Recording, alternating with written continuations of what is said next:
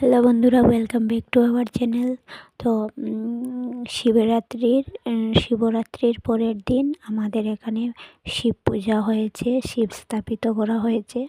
তো দেখতে পাচ্ছ আমার ভাই, জেঠাতো ভাই সংকল্প নিচ্ছে। তো তারপর এখানে খিচুড়ি বানানো চলছে, গ্রামের সবাই খাবে।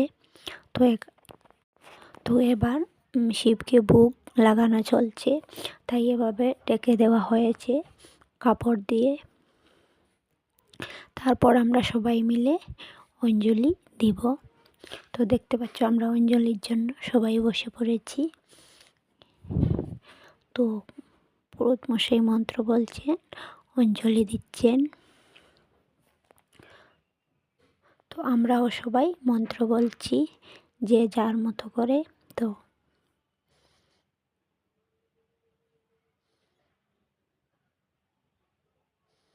তো অঞ্জলি দেওয়া হয়ে গেছে, এবার আমি শিবকে স্নান করাচ্ছি, দেখতে পাচ্ছ।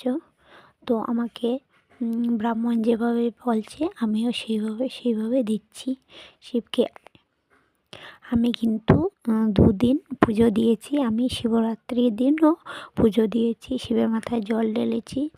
তো আজকে দিনের বেলাও উপোস রেখে পরের দিন আবারও অঞ্জলি দিচ্ছি। তারপর গ্রামের সবাই মিলে খিচুড়ি খেতে বসে পড়েছে, দেখতে পাচ্ছ কি সুন্দর বসেছে সারিবদ্ধভাবে, দেখতে খুবই ভালো লাগছে। তো সবার খাওয়া দাওয়া শেষ হলে আমরা বসেছি লাস্ট বেচে। তো দেখতে পাচ্ছ কি সুন্দর লাগছে না, সবাই খুব মজা করে।